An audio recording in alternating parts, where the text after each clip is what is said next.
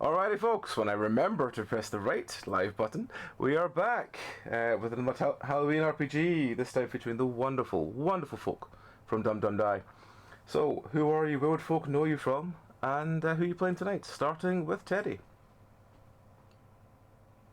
Oh boy. Okay, quick question. Am I also describing who I'm playing with tonight, or are we leaving that for later on? Do you mean your character? Yes. Yes, you describe your character. Okay, perfect. So, hi everyone, I'm Teddy. I'm from DumDumDie, DUMDUMDIE. We also do all kinds of TTRPG things. It's a lot of fun, so check us out. Go check our socials and stuff. But tonight I am playing one of my absolute favorite things in the world to be. And it's a little chaos goblin. I'm playing a chaos goblin called Grabby the Goblin.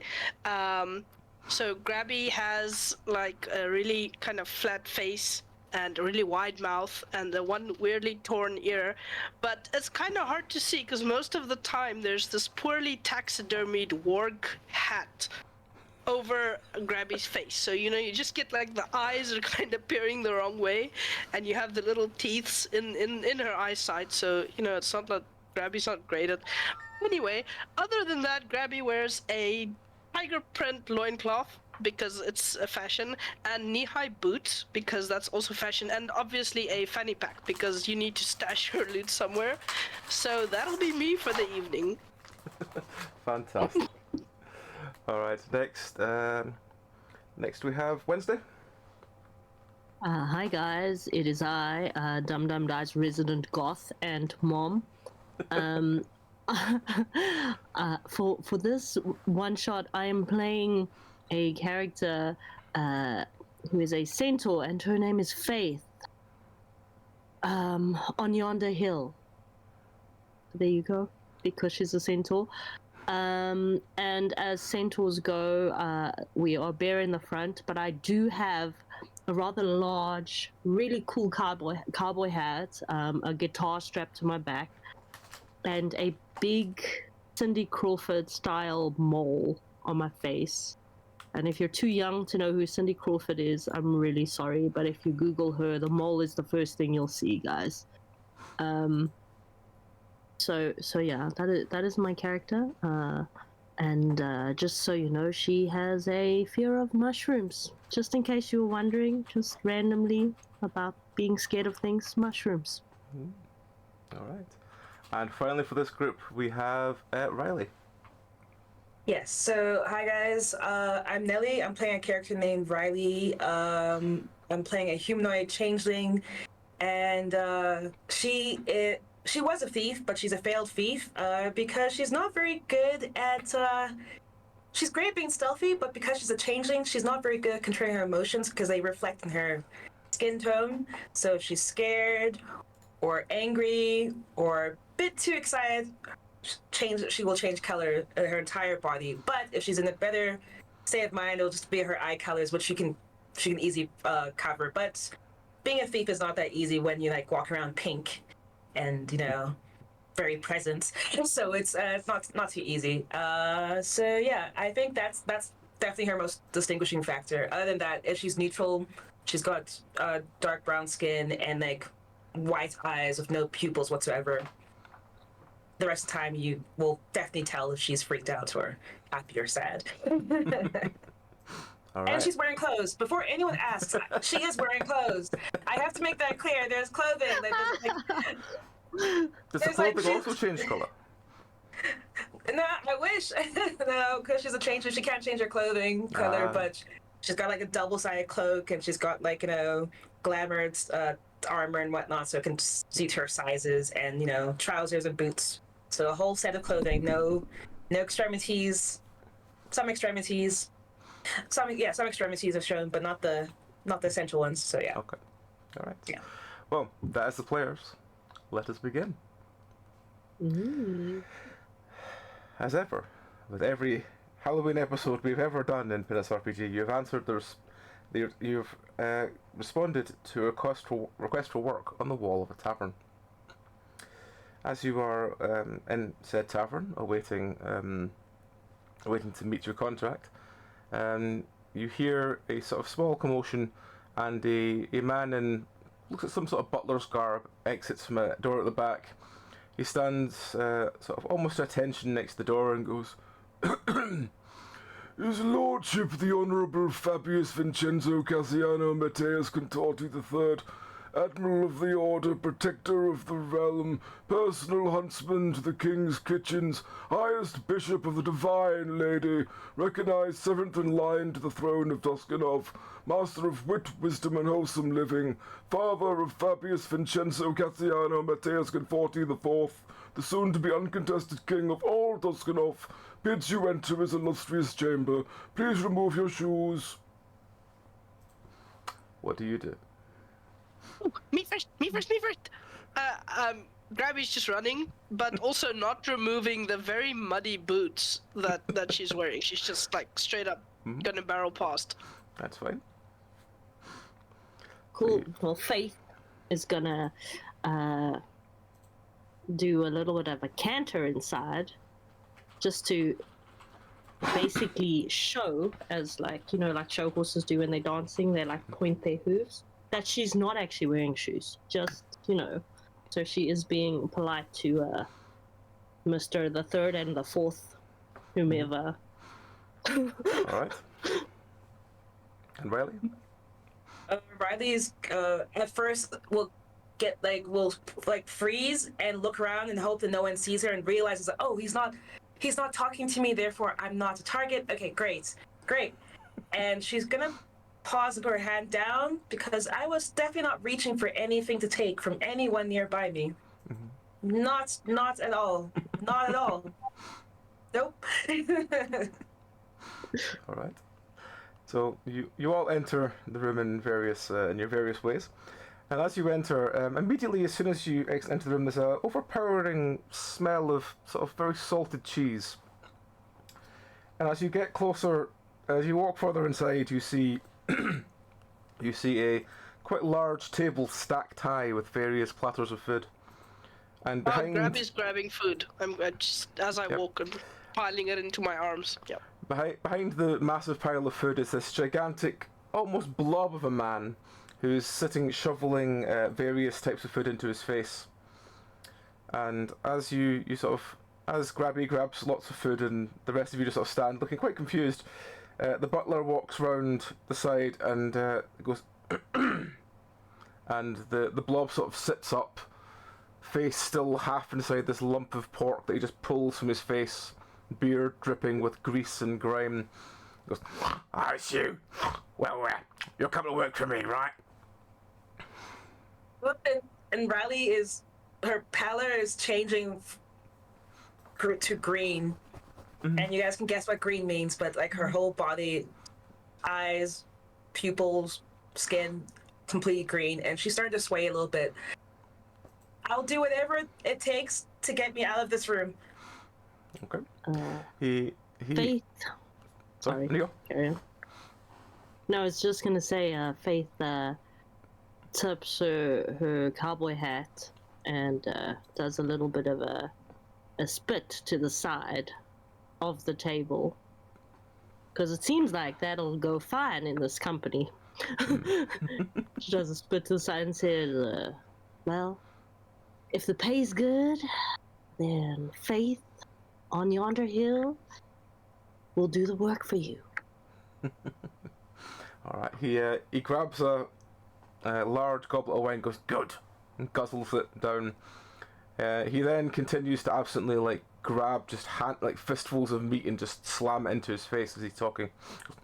Pay them, Jessup. I want it back. At this point, there's a sort of slight wheezing sound, and the butler stops as he's about to walk towards you, stops and looks over, and you hear this, and he goes, takes out a small bell, dings it, and three burly men run from the back room and start doing a sort of Heimlich maneuver between the three of them, and this massive lump of chicken bone just flies out of his mouth onto the floor. He goes, Jessup, I've told you before, no solid bits. And as he goes back to eating his pig, the butler rolls his eyes a little bit and walks round the table towards you.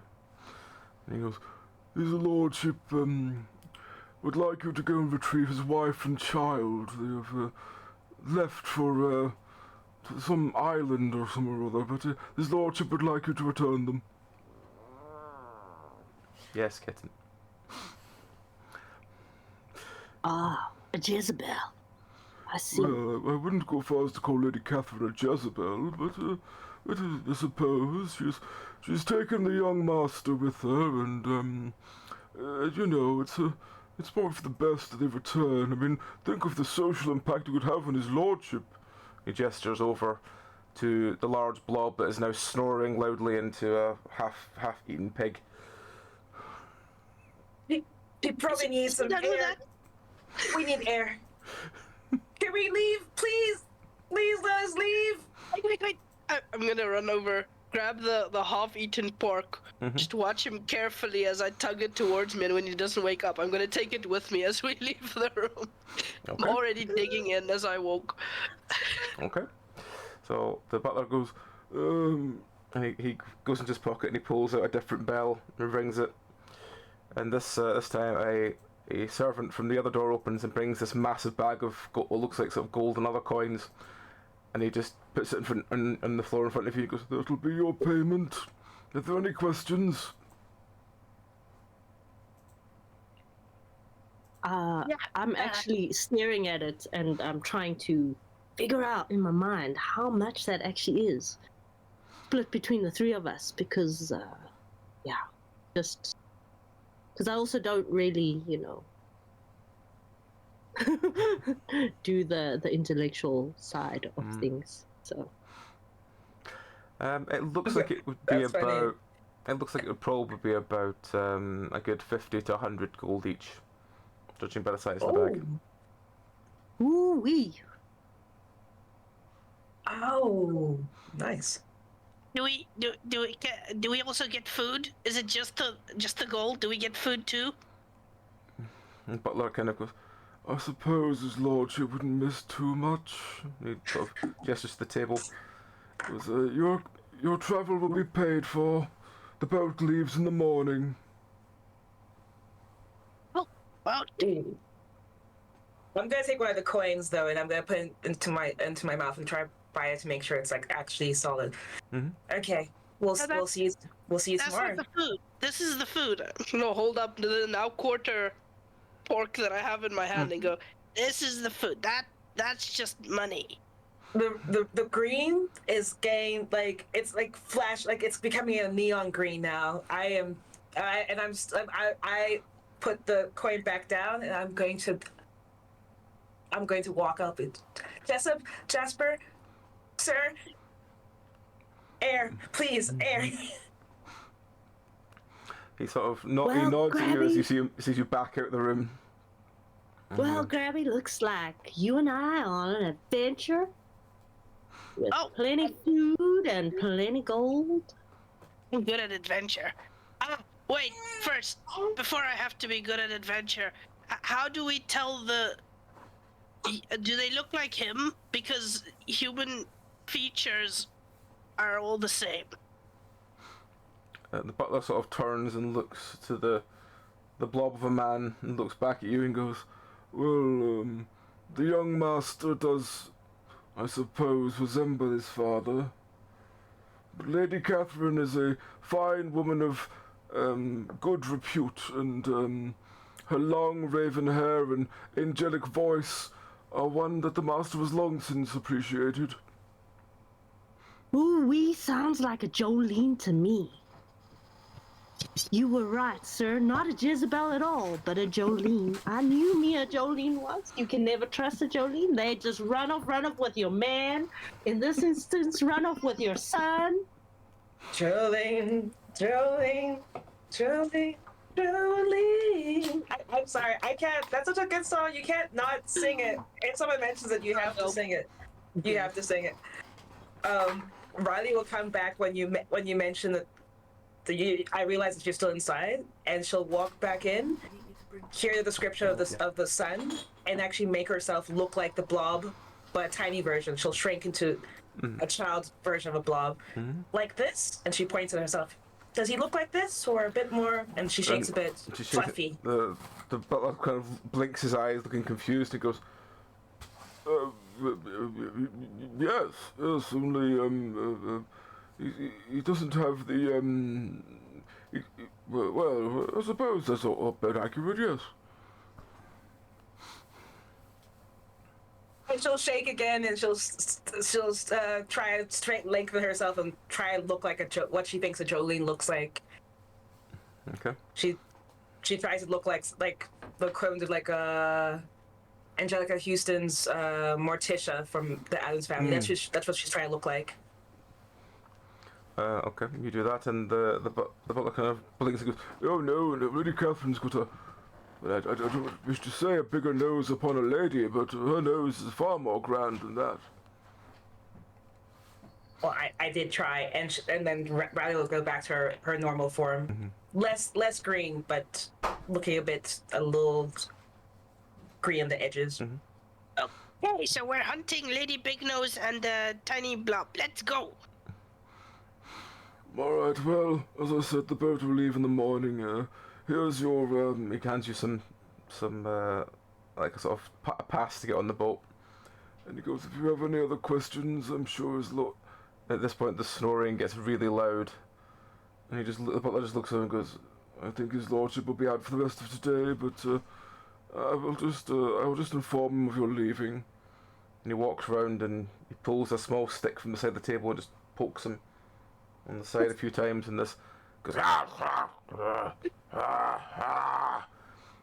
His lordship, they are taking your offer. They are going to find Lady Catherine. Good. Now, bring me some, I feel my urges go, Jessup. Oh, sir, you've had 3 ladies already this morning. Bring me more. Oh, sir. and as you leave, this poor butler is just walks through the back door, looking very dejected. So, you've taken the deal. The next morning, you arrive at the docks, and as you turn up at the docks to find your ship, you hear a voice going, You, would you like some salvation? Yes, you fine small gentleman in the furry hat. You would love some salvation, wouldn't you? What's that? What?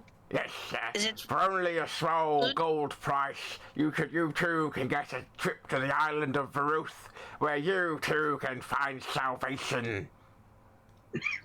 Well, what is salvation? Is it Salvation means that you know where you go when you die. Oh, I know. I get eaten by something else. Well, Oh no. I suppose that's one way to look at it, sir. No, Okay, there ain't well- no salvation when you die. Let me tell you, son, it ain't that way. Oh, or maybe it is. Apologies. Someone says otherwise. No, Her inner voice we all- disagrees. we all go back to the earth. There ain't no salvation. Oh, but We you were raised from the earth and we go back to the earth. don't believe about, him upstairs? I believe in a decent return on business and coin. Well, if you ever should change your mind, sirs, or madams, if you make your way to the island of Mheruath, you'll find your answers. Thank you. Sure. Would you like a pamphlet? Oh, and I pointed Grabby. Oh, she can't read, and I get tired of reading for her. Oh, well, very much. Have a good day, sister, blessed be. And he goes on to bother someone else. I could read. I mean, I can't, but maybe someday I'll read. You don't know. That is true. You should definitely No, not read no, one not- day. None of that. No. Grabby, you don't want to fill your head with things like salvation. As I said, there ain't none for no one. Don't need it.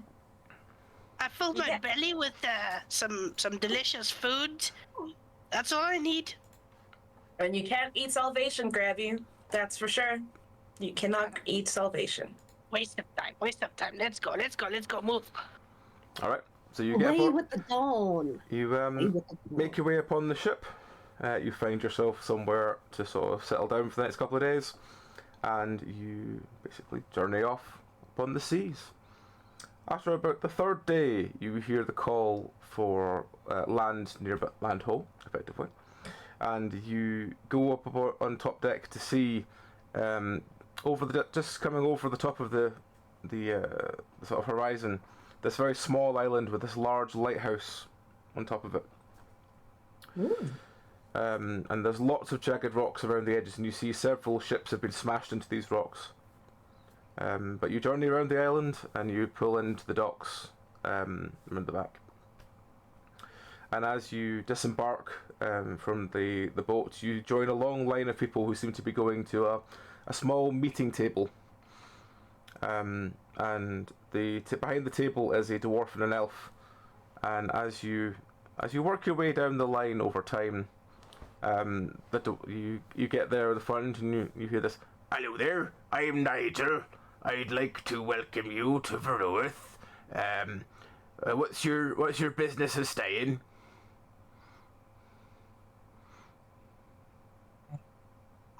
Well, sir, it ain't polite to ask a lady what her business is. Just know that I ain't here for no salvation. None of that. Oh, well, that's fair. We've got a long line for salvation, but I suppose we need others. That's fine. You got anything to add, Norman?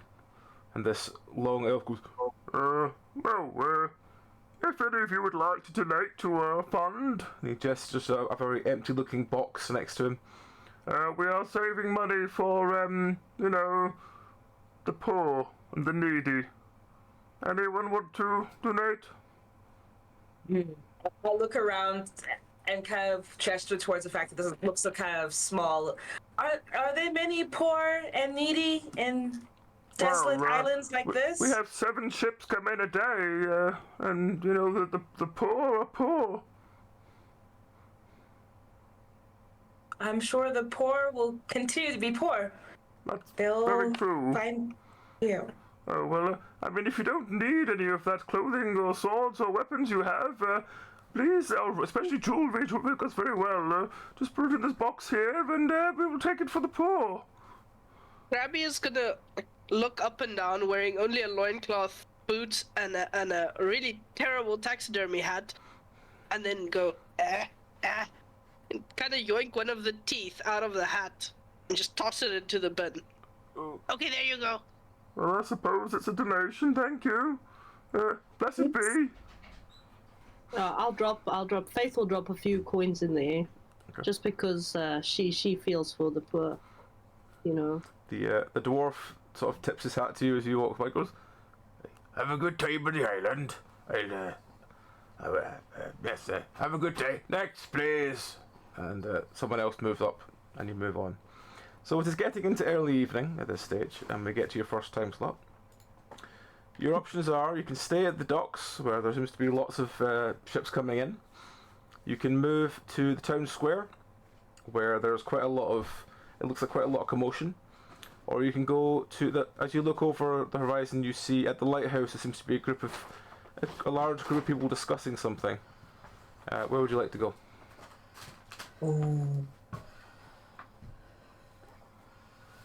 So, the what did they call him? The blobby person. The blobby will be in a tavern, right? Well, it's the Blobby's son. He's a child.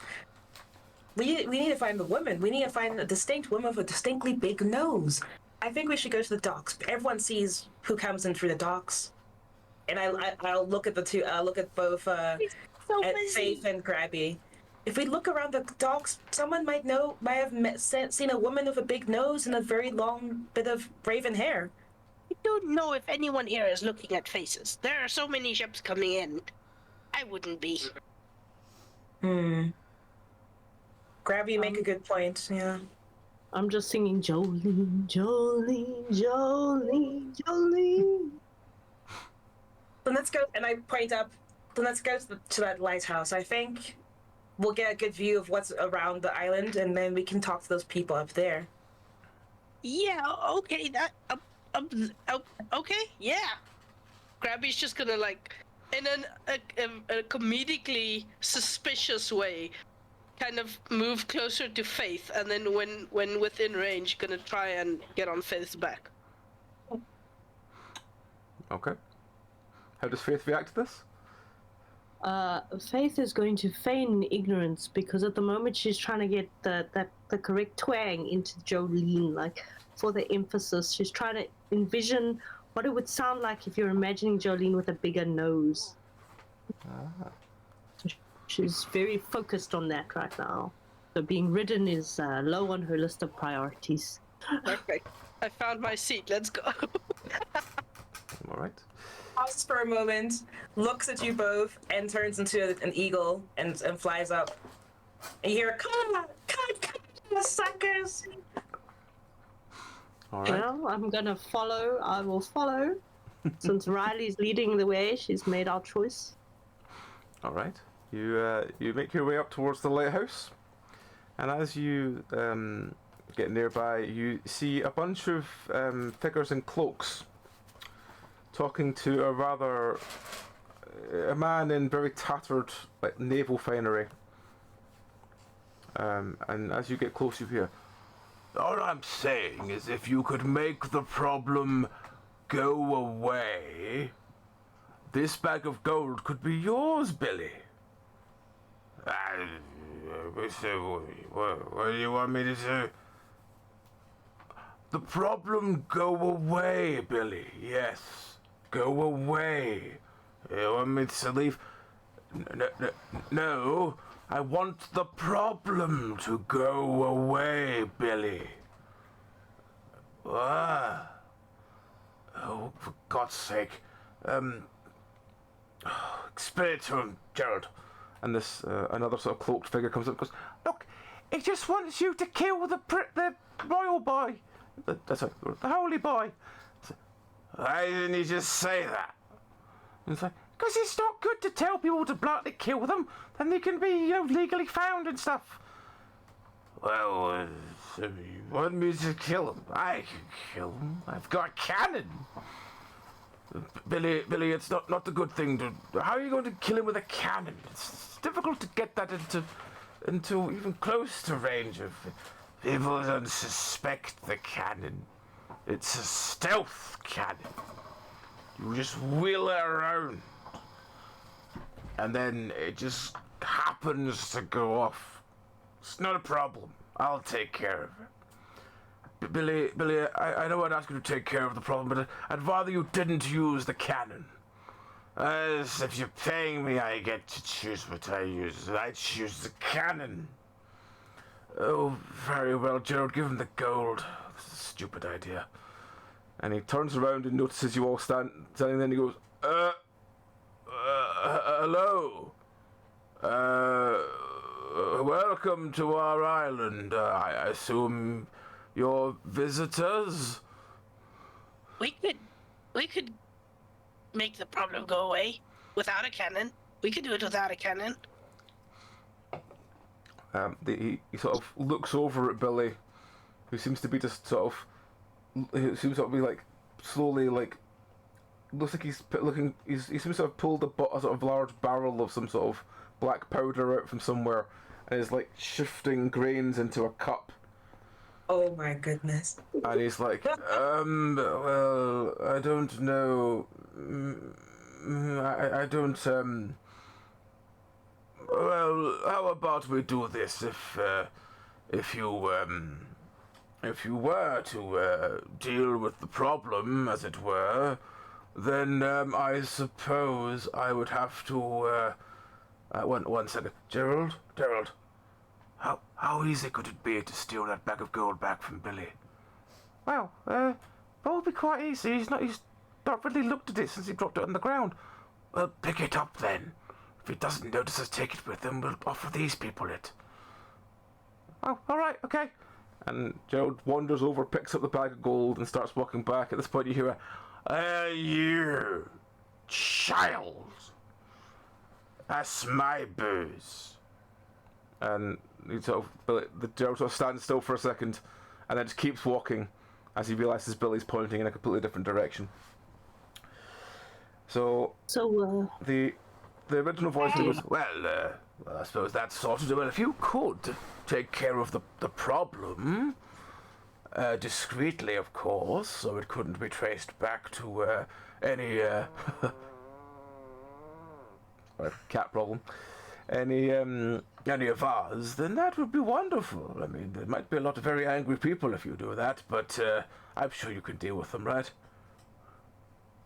And I'll change back from ego form. Where can we find the problem? Oh, he's wandering around town. He's you'll know him when you see him. He's a charlatan, a vagabond. He just seems to wander around and he just tells people how wonderful life could be if you weren't a dick to each other. I mean, what kind of man does that? Oh, he sounds like the salivation person. Yeah, so that's the kind of thing. Well, he offers that sort of service. I mean, what kind of man offers salvation? I mean, what kind of world does he think we live in? Different worlds. So he's in town. Do you know what he normally wears while he offers salvation? And he usually wanders around, and non-dickness? you'd know him if you saw him. He's wandering around in robes. He just seems to do this. He doesn't really know why. He was setting up in the town square earlier today, so you'll probably still be there. He does most of his sermons at the start of midnight. Interesting. But otherwise, I have a question for you. Whilst we're busy taking care of your problem, I don't suppose you've seen a Jolene with a rather big nose around here? With a kind of large, sickly-looking son? We've got a Janice. She works in my house. She's sort of getting on a bit, but I'm sure she do. Nah. Does that sound accurate to you, Grabby? Was it Janice that we were looking for? I would have to sniff her. I can track really good, but I need to sniff them. I don't think Janice would like being sniffed. She's a little bit of a prude in that regard. Does she have any kids? This Janice of yours? I don't think so. I think her and she used to sort of hang around with the stablemen, but I think that's kind of gone a bit awry since all these new people have turned up.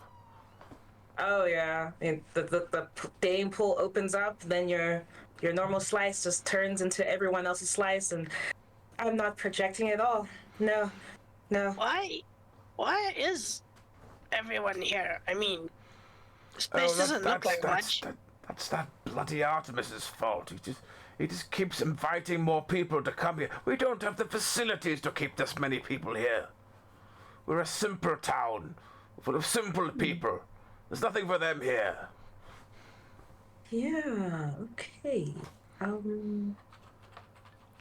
We could make that problem go away too, right? I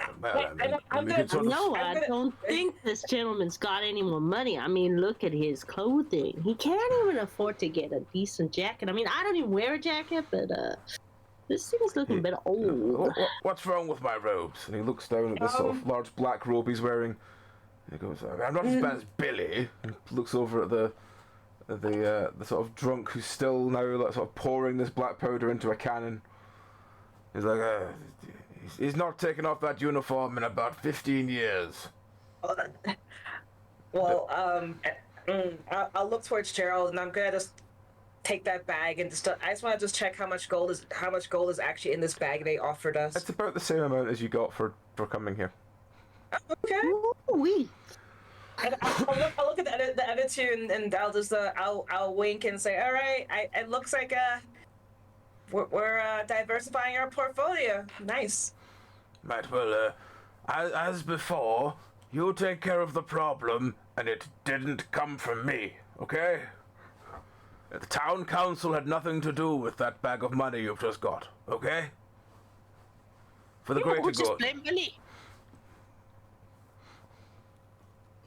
And that their stealth cannon. Yeah. It won't be the town council. It'll be Billy and Billy alone. And I tap my nose as well. And every time I tap it, it becomes more and more orange. But yeah.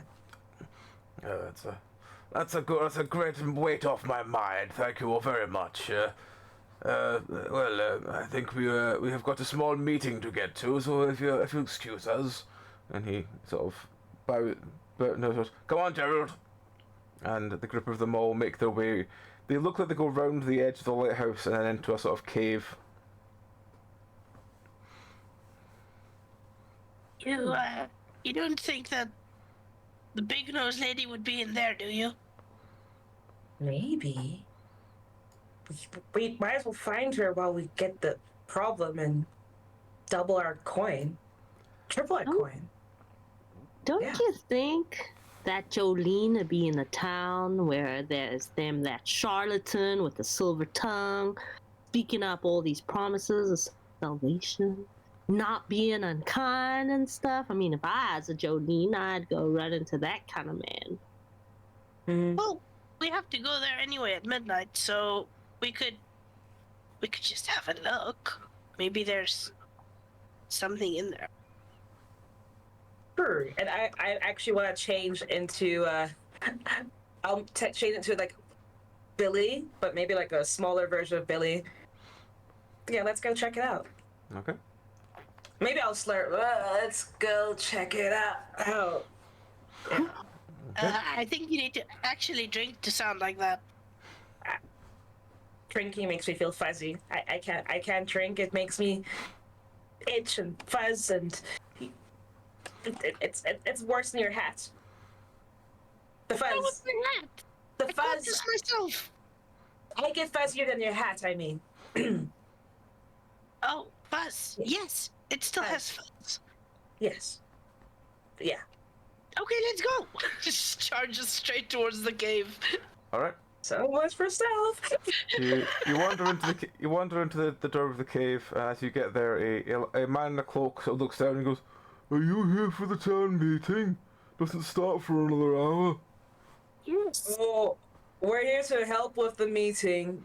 Yeah. Oh, wonderful. Preparations for the meeting. I brought some volunteers. Oh, And I pointed at Faith and Grabby. oh, okay. I've not seen you around town before, but okay. Sure. and he sort of again just sort of moves back and gestures you into the cave. As you I walk, spit on the floor in front of him, just as a greeting. okay. He gives you a strange, a quizzical look for such things, but doesn't think anything else of it. So you carry on into the cave, and as you walk through it, you see several sort of twists and turns, and you hear voices, and you follow towards the voice, and eventually you come to a large sort of expanse of the cave. There seems to be a couple of tables off to the side with little sort of wooden mugs, and you see a bunch of people in robes sort of standing around. You can tell which one Gerald is because Gerald's the only one that looks a lot smaller than the rest, but everyone else looks very similar, and you can't tell them apart. After a sort of while of sort of watching this, more and more of them start to arrive, and at this point there's like maybe 13, 14 of them. So your choice is, for the coming up to the next time slot, you can stay and listen to the town meeting, or you can go to the town square.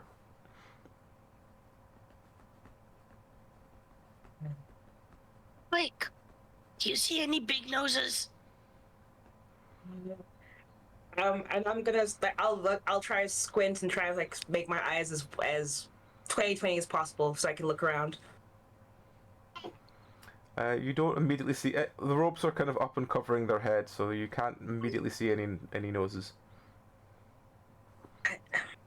I can't see anything, but the robes are kind of, and I'm just swaying from side to side. I don't see anything. It's just kind of hard, and they don't look like they have long raven hair, but the robes are very roby.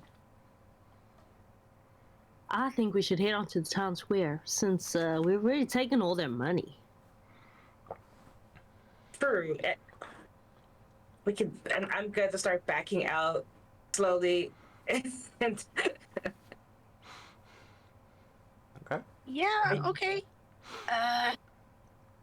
This looks boring. Backward horse walking is not very graceful. That's guys. real I'm awkward. saying it's. can you make a sound for us? But awkward? Oh my gosh. So you If I had my coconuts with me, I would bang out a little tune, yeah.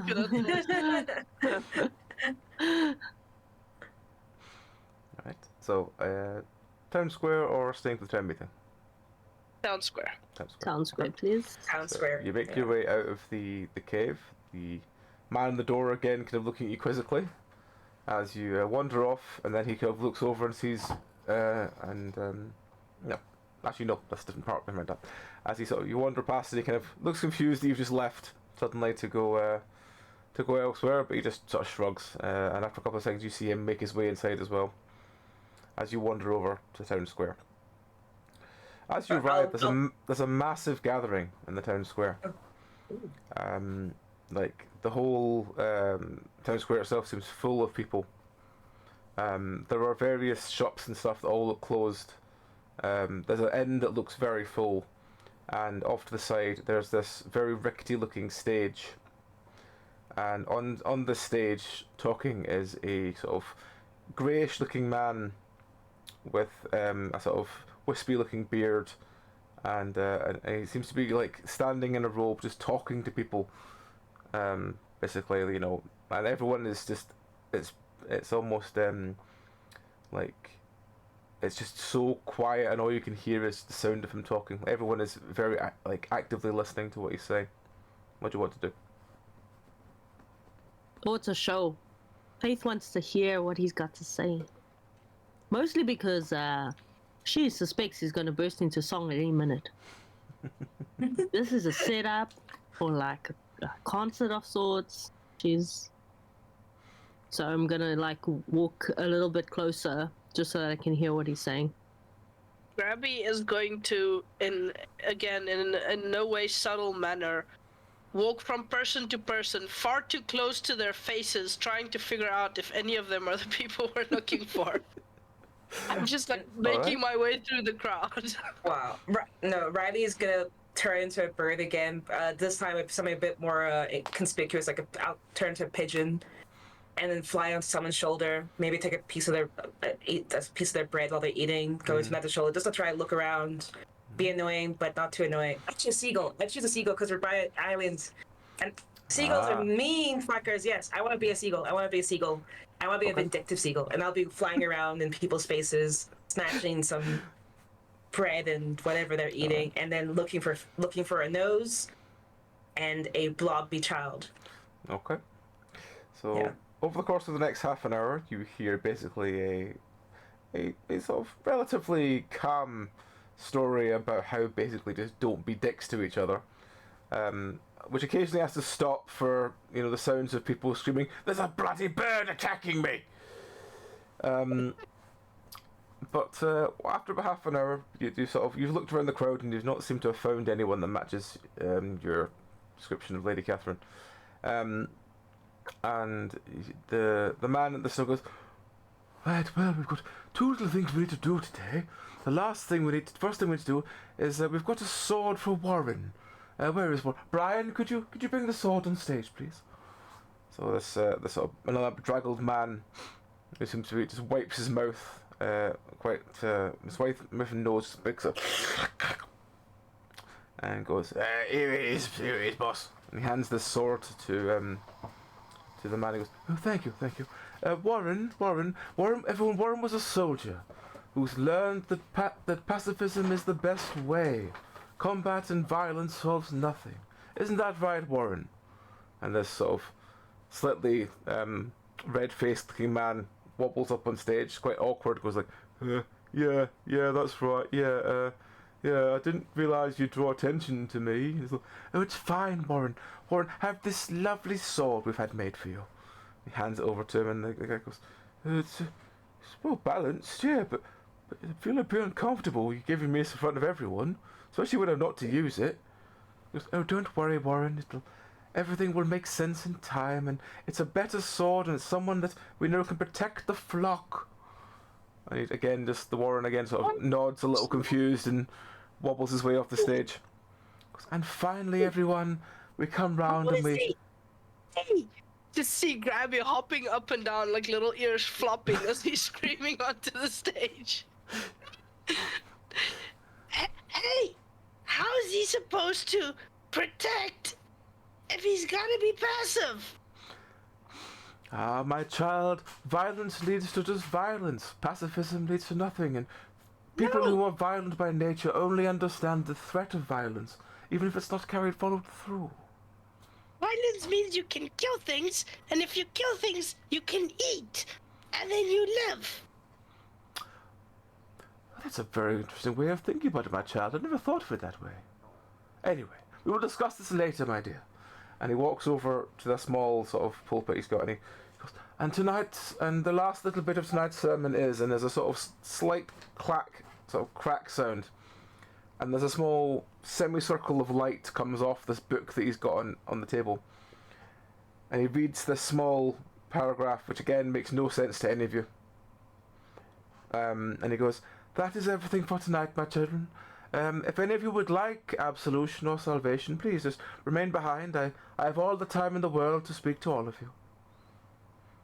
And as the crowd begins to slowly disperse, there's a sound, only a massive boom. And as you look in sort of slow motion, you turn your head and see this cannonball flying through the air, landing on the side of the stage, smashing a huge chunk of it to splinters, injuring about 20-30 people that are standing near it. And then you just, in the silence that follows and the screams, all you hear is, "Bagger!" That said, that ain't no stealth cannon. There's nothing stealthy about that. Well, at I'm this thinking point, about that in my seagull squawk, yeah. But yeah. At this point, you see the sort of Brian from earlier come over, put his arm round the man that was doing the presentation, and just lead him off the stage at the side. So they've gone behind the stage. There is like lots of people injured, and yeah. What do you want to do now? Yeah, I'll also gonna gonna try and get there, follow after Grabby. Okay. Oh, I'm gonna keep a nice aerial view. I'm still floating around and just keep an eye on where they're going. So from your aerial view, you see Billy slowly pushing his cannon back down the hill towards the lighthouse. But the rest of you who are going behind the stage see, as you go round, you hear, "Brian, I should be round there. They're my people. They need help." No, you're too valuable. You're staying here. You're staying here till we know it's an isolated incident. You know, we don't know why that cannon's gone off, but I need to find out. And you're not going anywhere till I know it's safe. Hello? I'm not passive, so I can actually protect him. What? Brian just turns around and looks down at Grabby and goes, Can I help you? Yes, I'm here to protect the Savior. Praise be. I can actually protect him. Alright, that's good news, yeah. just turns to look at the man and looks back down and goes, What do you think? and he goes, "Oh, my children would never harm me. It's fine. I can talk to the small fuzzy friend here, and we can get to the point of it while you find out what's happened, Brian."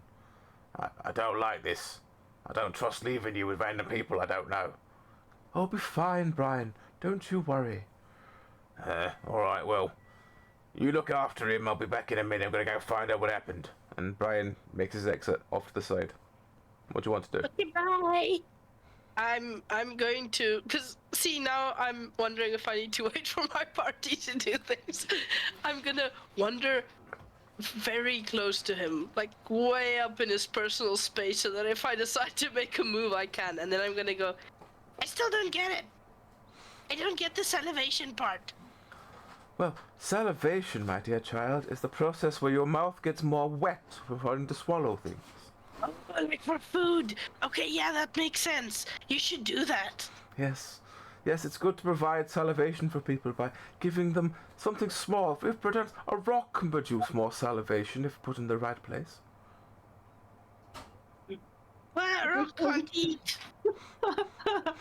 I'm gonna walk up behind Grabby and be like, I ain't eating no rocks. You don't eat Salvation them, or my no? child. You sort of put them in your mouth and then sort of suck upon them, and that produces the salivation. I don't need your help with salivation, and then I'm gonna spit on the floor next to him. Okay. Oh, right. Well, fair enough. Fair enough. Well, so how are you, my children? How was your trip to this island been? I've not seen you before.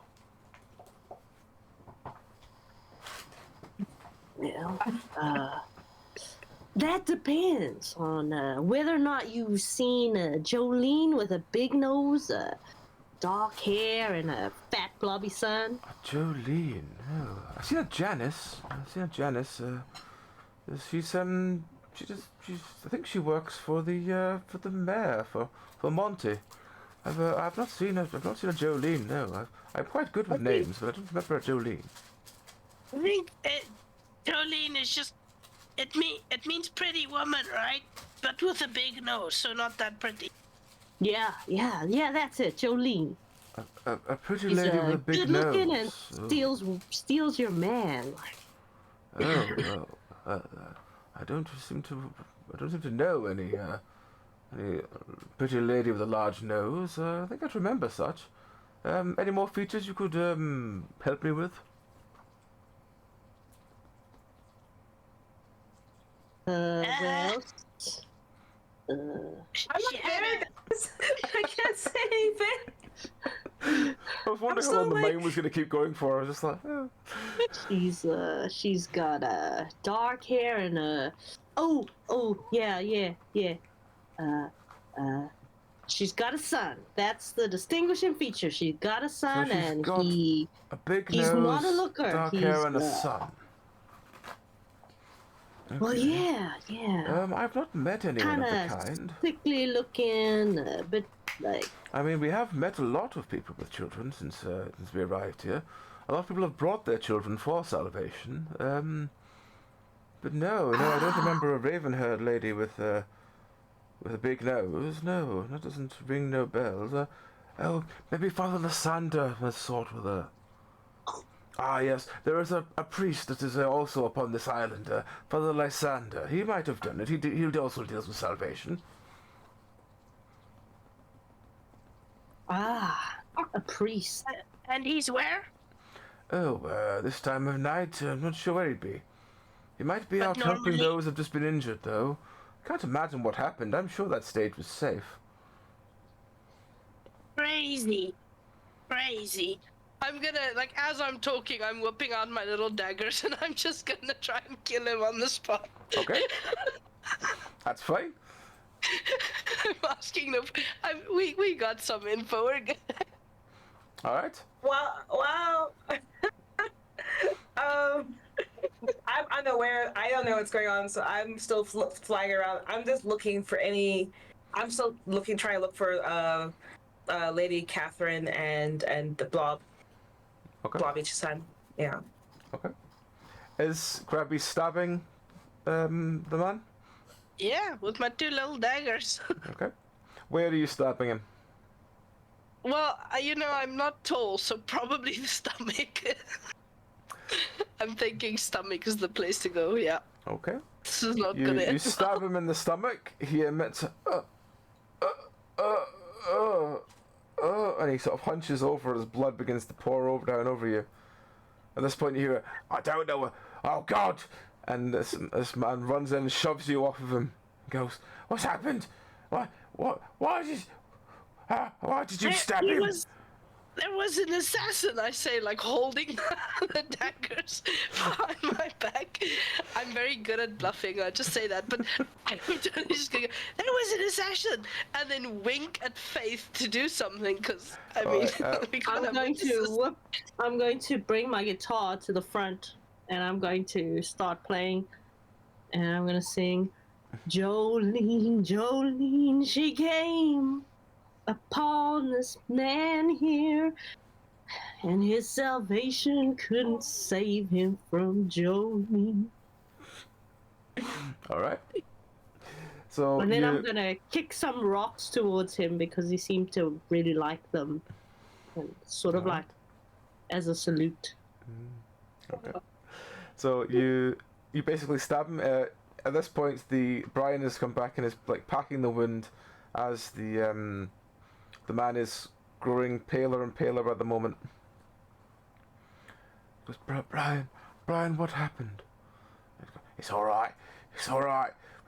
We're gonna be fine. Let's get you out of here. And Brian picks up the man and sort of starts heading into the crowd. Oh, stop him! Just gonna. I mean, we need to get rid of the problem. We're being I paid think for this. the problem has taken care of itself. Do we just leave it now? Yeah. I think we've done enough. You did well, Grabby. I didn't have to dirty my hands this time.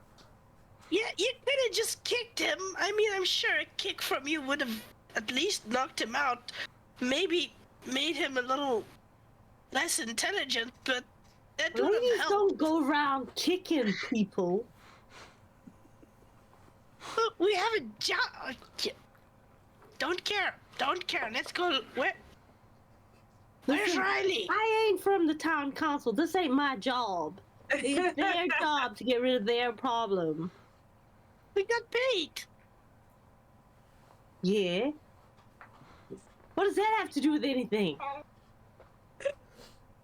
Do I see this commotion? Like, do I see the Brian You see carrying Brian this running guy? out carrying this blood-soaked robe into the crowd. Oh, I'm a bit confused now. I'm gonna. By the way, did I not see while it was flying around? Did I still not see maybe Lady Catherine or her son? Nowhere. You don't see them, no. Okay. I'm gonna. Well, I'll see them running away, and I realize that. Wait, something's gone down. I'll go fly and join the others. Turn back into my humanoid form. Why is the problem bleeding all over the town square? Grabby's Why did you busy ask wiping the town council daggers. that question? I understand why they're getting us involved in their problems. So we got our problems taken care of. Okay, well, anyway, I couldn't find the Jolene, the Jolene or her blobby son. So we should probably get out of here before someone thinks we're suspicious. We're not suspicious. Just wiping blood. On Trying your to keep- loincloth? Because why are you wiping the blood out? You got loincloth and you got like your little disco boots? What's going on? I'm pretty much. I'm wiping the daggers on my boots and then realizing that's making a stain. So then I try and kind of just clean it off myself, spreading blood everywhere. And then eventually I just try and get some dirt to rub on it. I'm not in phase. I'm used to you behaving this way. If anything, I know to move out the way before the blood sprays. And I'll just look at you and I'll look at Faith. Let's just go find Lady Catherine. And I'm just looking around. Maybe Oh, you knew her name. You know, we could have used that just now because he could have told us. we all knew. I look at the two. We all knew his name. We're all told his name at the same time. I was half sick and I still know her name. I was eating. How do you? Yeah, Jolene. We're looking for Lady Catherine and her blobby son. the seventh, the third, or the whatever fifth guy. That's what I can't said. remember all those names. Jolene. From now on, say what. Actually, let's not use Catherine. Maybe she's hiding. But what did he say? What did the bleeding guy say? Hasn't seen her, but he needed more description. Like her name, her real name. I don't know. Did he give you a clue before you killed him? And I know it was grabby because you're still covered in blood. Did you get any more information from him before you killed him? Yeah, go see Father Lysander. The priest. Person. Go to the More- priest. More salivation. Salvation, but salivation sounds good too. I'm kind of peckish. Let's try to get to like a somewhere with food and more information and less blood. As long as they're not rocks. He's trying to get us to eat rocks. Who's gonna eat? And I pause and realize like this could be a cultural thing. Okay, it's fine. Rocks. If you want to eat rocks, go ahead. But maybe people on this island eat rocks. We don't have to eat rocks. Alright. So you spend the rest of the next couple of hours like finding somewhere like dry to stay, and you sort of find yourself some food as well. Then the morning comes around and you're woken again by the sound of a cannon fire. And as you choose your time slot for the next one, you can stay in the town square where there's still a lot of blood being cleaned up and bits of people. Or you can go to the lighthouse where seems to be regular cannon fire coming from now. And yeah, we'll just go with those two for now. Oh. So you can go to the lighthouse or you can stay in the town square. Well, I think that Father Leslie was in the town square helping clean up the bits of people. Okay. He's the priest. The priest would be doing a good thing like that. Much like that other guy who was talking about how we shouldn't be dicks to one another. I'm just gonna eat my last bit of food and say, all right, enough of these dicks. Let's go. Let's go to the tavern. No, not a tavern. The town square. The town square. You wander into the town square itself, and you see everyone is sort of bustling around. There's lots of people like still crying and being injured. As you see, there seems to be like a pop-up house being sort of ramshackle houses being made to house all these injured people. And as you sort of walk around and listen, you hear a lot of people basically saying, "Did you hear? Artemis has been killed. Yes, he's been killed. Some assassin got him. Oh, it's dreadful that. Dreadful that. What do we do? I don't know if we can do anything. I don't know what to do." So, the town square itself does have. Let me just bring up the list of what's in the town square. Oh, that's the wrong one. 1 second. The town square there's an inn, there's a blacksmith, there's a baker, there's a fishmonger, a general trader, and a stables. Where would you like to go? You can go to any of these places at a time. This is not a time slot choice. This is just what's available. Oh. Oh, look! Bakery! Food! Let's go there! Okay. Priest bread. They do. They like to give bread to the people. And they like And to they're- break bread. Yes. They like to And they're break bread and they like to probably give hungry. bread. I guess we're going to the bakery. All right. You walk through the town square and you walk up to the bakery and you push the door open. Inside you see a rather podgy looking man frantically trying to knead dough. And as you walk inside, he sort of looks up and goes, I can't make any more in time. I'm sorry, you'll have to come back. Who are you making all the bread for? Is it for all the sick and dying people out there? Yeah, I've had this order of 100 loaves. I can't make 100 loaves. I've barely made 10 this morning. Oh, who needs 100 loaves? Maybe we can help you deliver them. Well, But who asked for 100 loaves? The priest asked for it. He said it would feed everyone that's here. I can barely keep up with do it. this. We'll help. But wait, which priest? There's a priest that might be not alive. What was the priest's name? It was Father Lysander. Oh, Father Lysander, and I'm gonna look at both both Grabby and Faith. Oh, well, we can pass this message on to Father Lysander. Did he tell you where to find him? Is he in this town square or somewhere I else? think he said he was going to help the ones injured. In this, okay. We're kind of new. What does he look like, Father Lysander? He's an old gentleman with like a sort of horseshoe of curly white hair. Okay. He looks like a virgin. Cool. And we'll tell him about the breads. You can't make any more breads. I understand it. When you make all those bread biscuit things, it's overtime work. Yeah. Grabby, you wanna you wanna eat something? Can we help? You can help make bread if you want. Do you want to help, or do you want to actually help? Because I don't know what Grabby's idea of help is. I'm just saying you can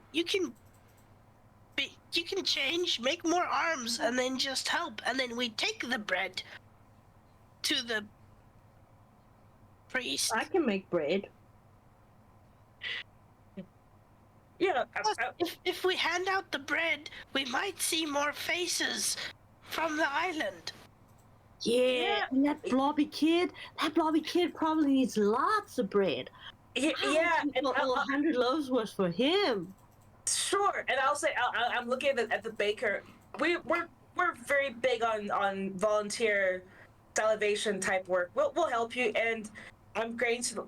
If anyone's ever watched Spirits of the Way, there's a certain character who's called Multiple Arms. I'm gonna grow multiple arms from my body, from my size. Okay.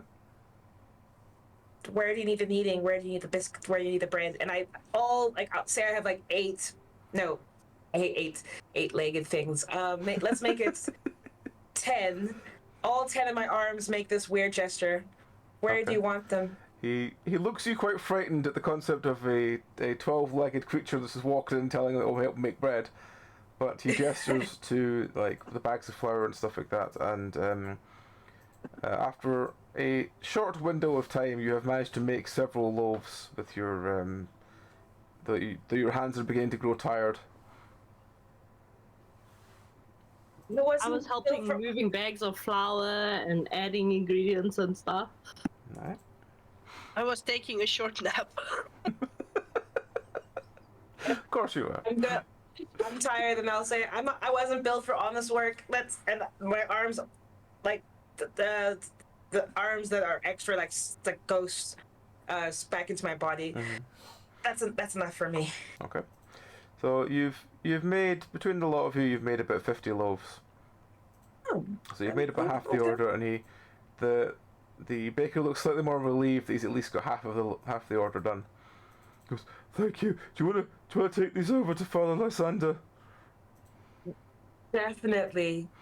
Okay. Yeah. We're so big on salvation and helping and Okay. yeah, sure. Okay. So you can find Is him. it gonna go in like a cart or something? These 50 no. loaves of bread, how big are they? He basically brings an old flour sack and just starts filling it with bread. Okay. It's not that heavy. Between two or three of you, you can probably carry these no problem. Okay, cool. And he tells you I'll that just sling them across my back, I guess, the bags. If we tie Yeah, them I was thinking together. of a saddle. Yeah, like that. Yeah. That's actually that's a good idea. all right. You take them down to the scene of where the stage has been still splintered. There's like dried blood just lining a lot of the streets at this stage, and you see hunched over a group of sort of very mourning relatives. You see a man in a very obvious priest garb, and as you arrive, he goes, Oh, yes, thank you. You seem to have brought bread. Wonderful, wonderful. Right, everyone line up, please. We've got bread for you all. and he sort of gestures to him. I'm Father Lysander. Oh God, thank you very much for all your help. And Riley kind of does like a little like yes gesture, like finally we found him. Hey, we're so happy to help. So we just pass people bread, and you stay right with us, right, the whole time? Oh yes, I'll stay with you. That's totally fine. Can you tell us about the people? Like, I'm just like trying to make conversation and look at all the people, and then making sure he doesn't leave my sight as well.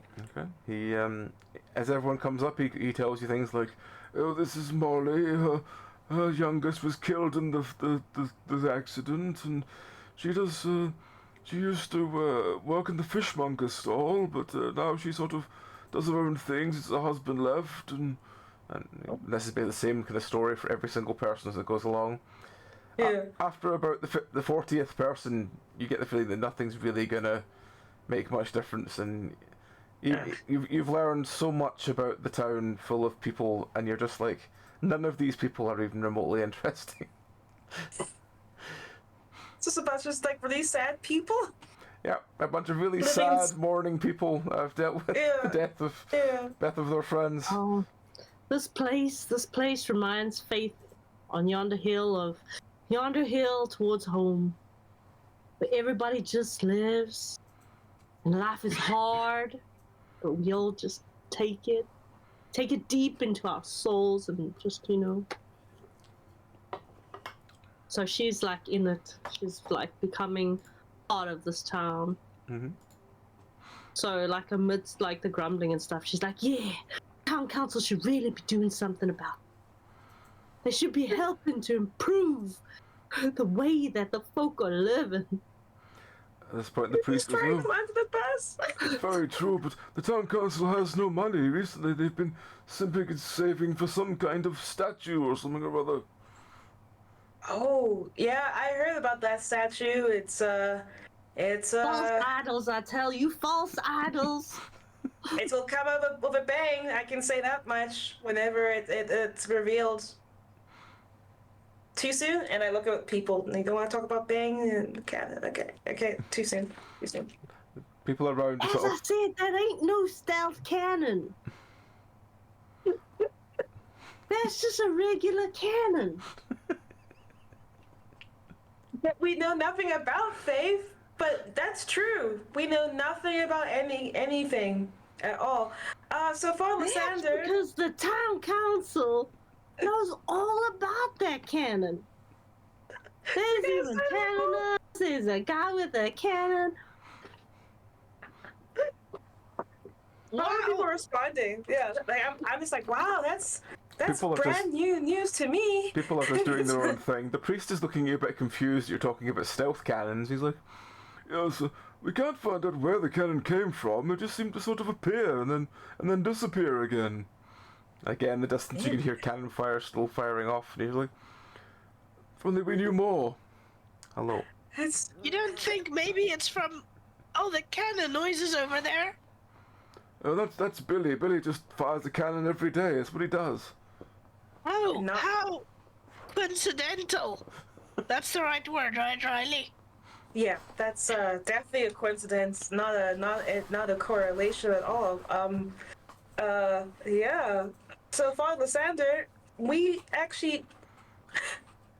You can't hear me? No, I can hear you. I'm just waving at someone in chat. Sorry. Oh, okay. For first, I thought are you saying hi to the cat? The cat no, just I'm left. just waving someone in chat. Sorry. I thought that would be less disruptive, but apparently worse. The cat's so cute with a little red jersey. Paul Lysander, actually, because we're really big on volunteer salvation work. We're actually looking for a woman and child who we were told needs some urgent help and care, maybe more than. A woman Have and you seen child. Well, I can't, there's quite a few of those in the inn, well, like apart from those who have Catherine. lost someone who are out here in this, he sort of Her looks name's up at Catherine. Sorry, what was that? Her name's Catherine. It's like Grammy's just Catherine, okay. yelling on the Just side. gabbing away. Oh my gosh.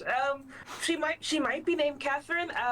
Yeah. But she's got long raven hair and a No, very distinct nose. I'm She's afraid got a I've not met a Catherine. Met a Clarence. He was an interesting chap. He came from the main islands. He wanted to try and find salvation. I hope he found it, poor chap. What about Janice? Have you met Janice? Because everyone has, apparently. Oh, Janice is a wonderful lady. She's got wonderful Janice? thighs. Even you, and I look at Lysander.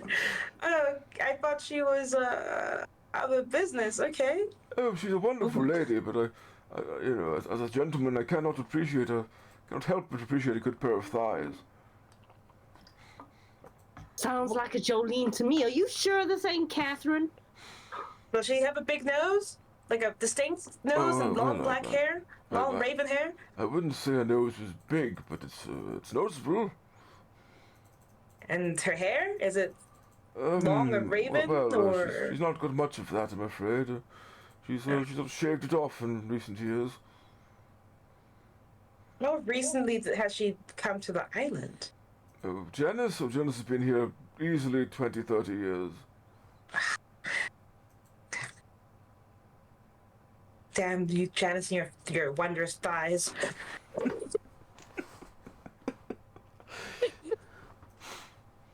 You don't know a Catherine? You sure? Not Clarence, a Catherine. I've not met a Catherine. But there are new people arriving all the time. If I hear of one, I will let you know. What about a blobby person child? Like a A very blobby chunky person kid. child. You know, and I make gestures like, the full of figures, round child. Yeah. You can just look like. What are you doing? And I'll pause. I look around. And I'll turn to what I think the child looks like. Okay. Have you seen a kid that looks like this? Good lord. Oh, you And I go want back to to do my that? normal form. No, I've not seen a child look like that at all. But that's a fair party trick. How'd you learn to do that? It'd be a wonderful thing if you could do. Praise be. I just I was blessed by the something. Yeah, it just happens sometimes. Oh well, wonderful. But no, I've not seen a rotund child like that before. No.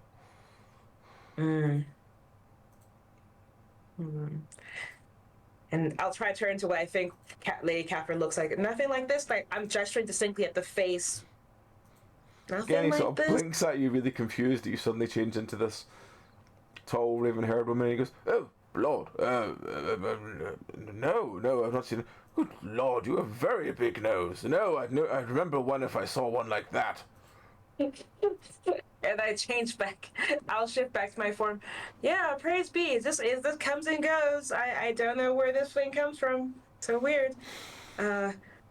Hey Faith, are you feeling a bit faithful over there with some ideas?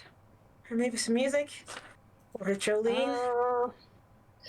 I think we should be helping these people and finding that they're canon.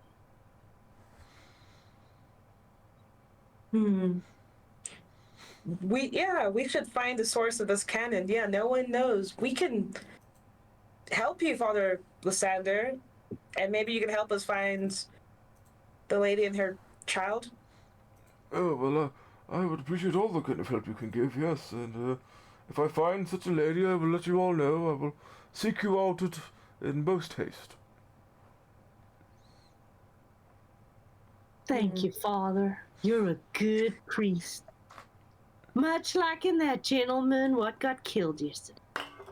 Yeah, that was it is weird. A tragic state of affairs that is a loss to the town, you know. where did he come from? Oh well, he was born here.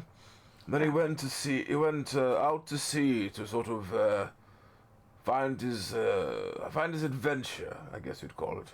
But he came back, and yes, he came back, and ever since then he's brought with him a quite large congregation, and it's a real shame to have lost such a darling man. Real shame. It's a real down, dirty, bloody shame. Yeah. Yes, it's a shame what happened to him. His family must be so devastated. Oh, he's got family. Yes, his parents are both long since deceased, but his brother's around somewhere. Not even a wife or a child. Okay. Oh, he never seemed into that. Though we had quite a in-depth relationship with young Brian, I believe. I mean, the two of them were, thick as thieves, as it were. Yes, that's the phrase I'm thinking of. I'll look at Grabby like, you killed him in front of his life. I'm not saying it, I'm just thinking it. You like look at Grabby pointedly, and you notice Grabby's just kind of sniffing the air the whole time. Hear me out. Grabby is trying to sniff around for that cheese smell we smelled when we went. I'm gonna locate them by smell, I swear. Work, actually. If he's like the father. Yeah.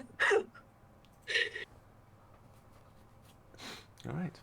Well, as the day draws further on, we get to the second time slot. So you can stay in the town square. You can go to the lighthouse, which again is the cannon firing all the time.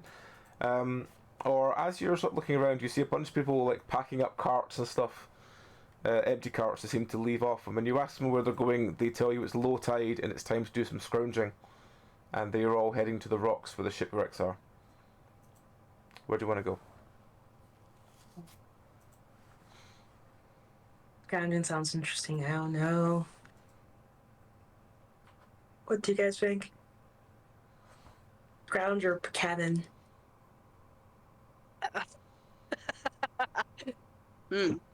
What do I think, or what does Grabby think? What does Grabby think? I'm thinking. So Riley's wondering. Scrounging could be useful. What if they find a body that looks like the Lady Catherine? That would make sense. We saw so many shipwrecks. I mean, they're probably dead, right? They could be dead. We got here safe, but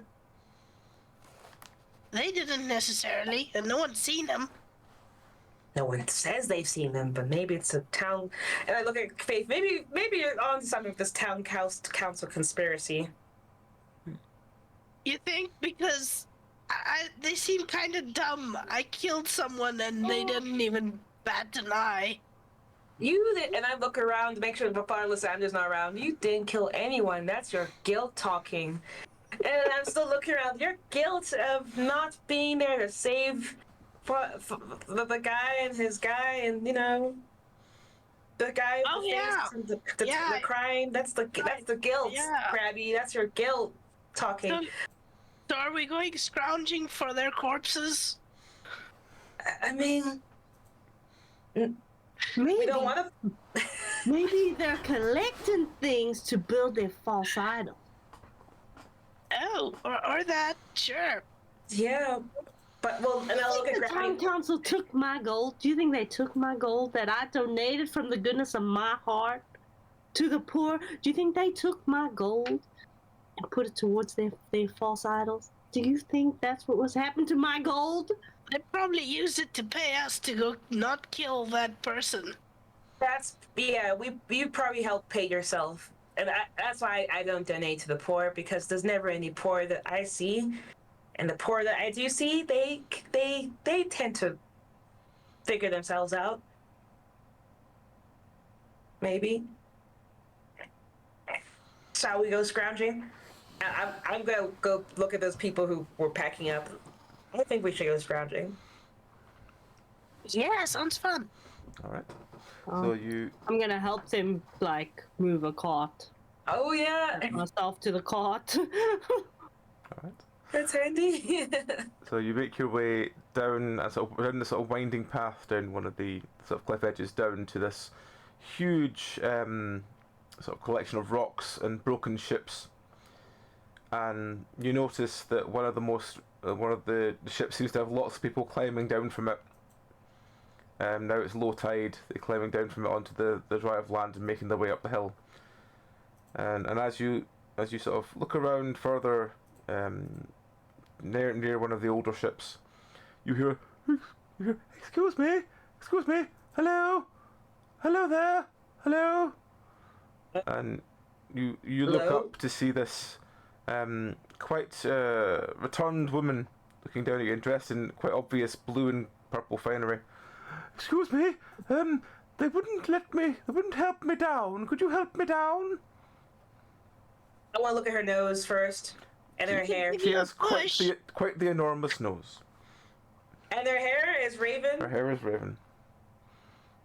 Yes, finally. I'll gladly help her down, cause she ain't look like no Jolene to me. Meanwhile, Riley is so excited. It's like, finally, we found her. Yes, of course, madam, we can help you down. Yeah. We got rope and strength and yeah. Oh, I couldn't hold a rope. No. That might give me burns. No, I can't do that. I can push you.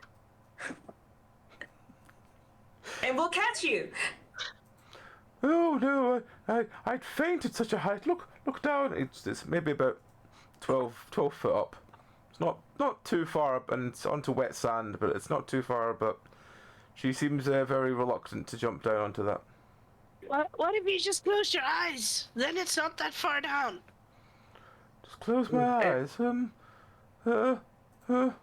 Jonathan, and this again gigantic lumbering child comes into thing that looks like almost like the blob you saw earlier, but just slightly more clothed. Comes sort of wandering in, and it doesn't seem to say anything. Just looks down at you with this sort of very fat face. Doesn't say anything and just shakes his head. Just out of character, I'm picturing the really big baby from Spirited Away. Big.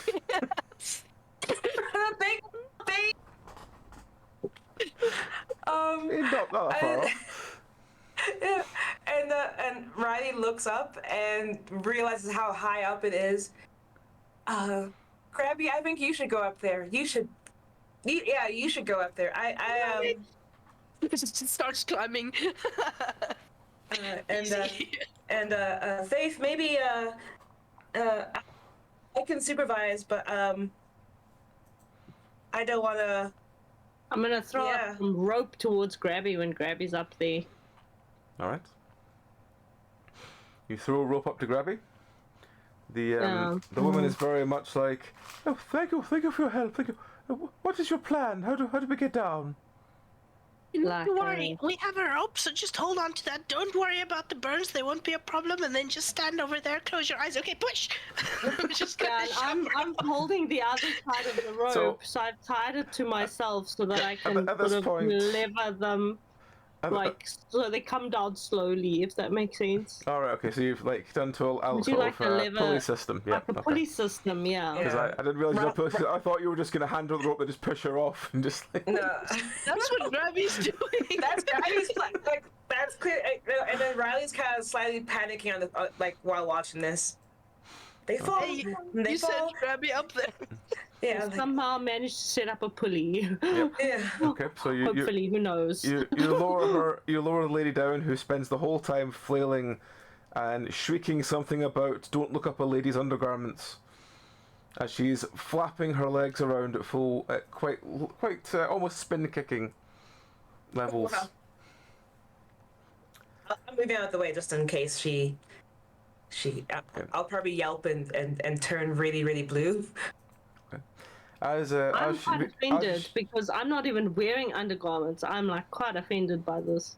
This woman is just being really like discriminatory right now. As you get her to the ground, she goes, "Oh, thank you. That was exhilarating. That was the most exhilarating thing I've ever done in my life. Now, can you help Jonathan down?" And she looks up at the child. Oh, that's one big, healthy baby, child. Hey, Grabby, how about you, and I make a motion. How about you, help Jonathan? Push aside. No further encouragement needed. You push the sand, you don't even get the rope back up, you just push the sand, he just plummets like a wet stone and lands with a squelch in the soft sand. Oh, thank goodness. Oh, Jonathan! Oh, dear. Jonathan! And she runs over towards him. The boy just rolls over and starts crying. Ooh.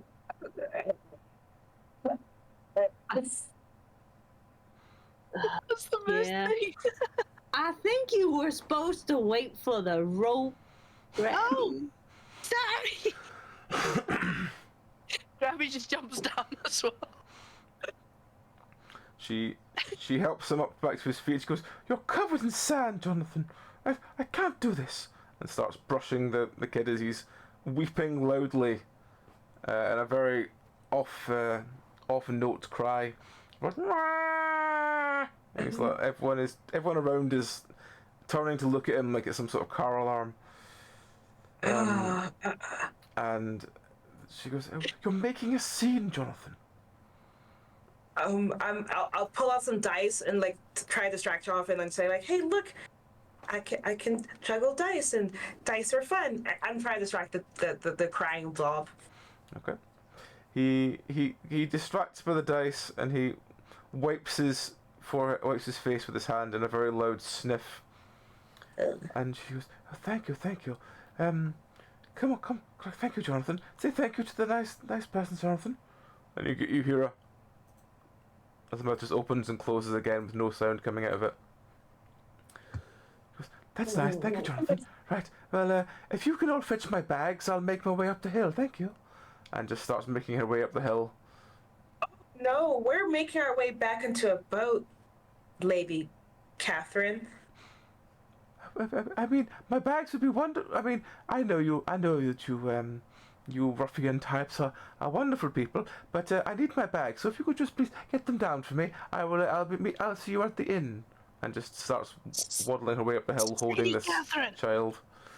Lady! No, Lady! I want to try to block. I'm gonna try and block her if I can. Like, I don't know, change it to something like. I'll change it to what looks like her butler. Okay. Lady Catherine. We're here to Jessup? help. But, How did you get here, Jessup? well, lady, I just happened to be ready to be of service, but we need to head home now. Well, Jessup, I need my bags. Fetch my bags. They're upon that ship. I walked right into that. I'll assist you up the hill, but first we should. Lady, why are you here? Well, I'm here to see Artemis, the wonderful priest of legend. Oh, and still in the butler form. "Oh, my lady, what would he be able to do for you? Are you also looking for and I almost say salvation, but I say salvation?" Mm-hmm. Well, I mean, wouldn't everyone like salvation from this world? I mean, look at all the wrongs and things in the world, and especially considering Jonathan's father's, well, let's say, lack of respect of the holy bond. Oh, of course, my lady. And still in butler form, I'm kind of now like looking both at Faith and Grabby. Ooh, of course, my lady. Sorry, but Artemis is dead, so... What? What happened? Yeah, it he was- died. It was an assassin, and I'll say that it was an assassin that came from nowhere, and no one knows where the assassin is. But you're not safe, my lady. We should take you somewhere safe. Maybe back home. But back home? We were promised salvation, a life away from his father, and oh no, if I go back, the things he might do to me. Well, we already got paid, so let's just... I mean, we don't have to go back, right? And I count the gold again in my mind. That's true. We can't. I'll look back at the ship and how high it is. I can't get your bags, my lady, but we can get you up that hill. And I pointed at Faith. We even have a stronger companion here who might help your hefty lovely self. Oh, wonderful. Well, I suppose it would be appropriate, but I still can't believe that Artemis is dead. We shouldn't have waited so long. We should have been here sooner. If only that bloody ship had arrived faster. Well, it was like I said, ain't no one gonna get no salvation. Yes, it seems that way, yes. Wait, how did that ship take so... We got here by ship. Oh, Yeah. I've been on that ship for about a week now. Nobody would help me down. Oh, that's so bad. Were they just like, this is too much work, it's someone else's problem? Okay. We're happy to have helped you, my lady. Jonathan's been living on what he could find in the stores. Haven't you, Jonathan? See, he's mostly distraught. Never seen him this active. The boy is standing there with a finger up his nose, just... See? He's mortified. Oh, yeah, but at least he got some fresh air and and I'm not even looking at the boat anymore, up really high up there. Yeah. I find this salt air very distressing. It's monster in the eyes. Well, it never goes away. It's just always here. Just like sand, it gets into all kinds of weird places, and it's hot and it's annoying. It's just always around. Well, there's no salvation here. Well, I mean, Straight to the point. that is a shame. It's a shame. Well, plus, also, I don't think there's a lot of food here because we spent all morning making bread. Oh, your kitchen staff. Oh, well, wonderful. Jonathan really likes jelly. Please have one brought to our room. We don't have any jelly on the island. Oh, that's a shame. There's no jelly, Jonathan. He just looks at the kid. The kid again just stares back with a finger up his nose. He's very distraught by that. I don't know how I'll console him. We can And take this island's full of stealth cannons. At that point, there's a boom in the distance, and she goes, "Oh my!" Yeah, we should be safe. We should get going. Somewhere safer and less prone to stealthy cannons.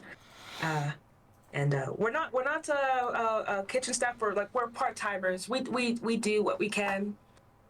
Anything that requires something sharp, you know how it is. Oh well, I'm sure that you could cut some sandwiches or something, something simple like that. Jonathan's very hungry. Oh. There's a line you could go stand in. Oh, I'm afraid, my dear, I don't wait in a line. That's very common. Well, that's what people do here. Oh, I see. Well, Either that or chew rocks Well, for the salvation. Are you still in butler form at this stage?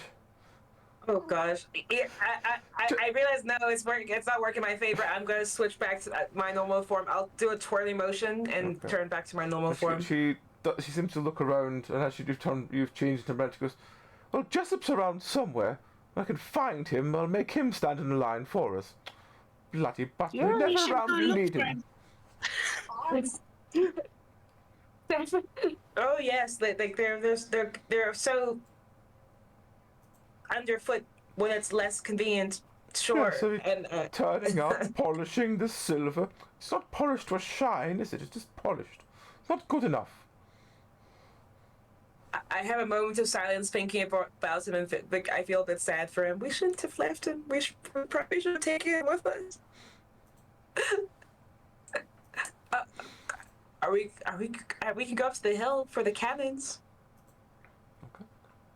You wander back up the hill with Lady Catherine, and as you look around, we'll just do the next time slot now. You see that there is a group. There's quite a large group in the town square. You see there's a bunch of people in the farmyard, like the sort of farmland off to the side. And is there anyone else about? No, we'll just go with those two. So yes, the town square or the farmland. Where would you like to go?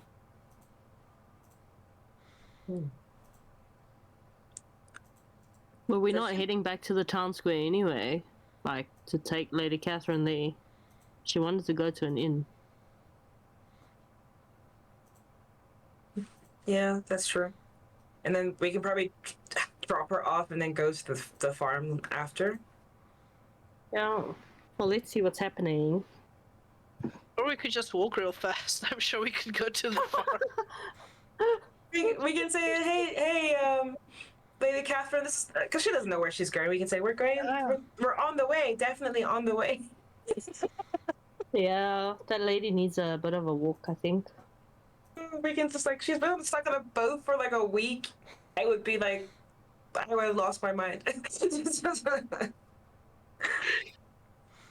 Yeah, Lady Catherine, this is the way. So are we going to the field of the farmland, or are we going to the town square? Yeah, I'm voting for farmland. Me too. It's majority vote. That's cool. Alright, so you head towards the farm. As you're in the farm, there's a massive group of people arriving, and you recognise the form of Brian being there, who seems to be brewing a large cauldron full of soup.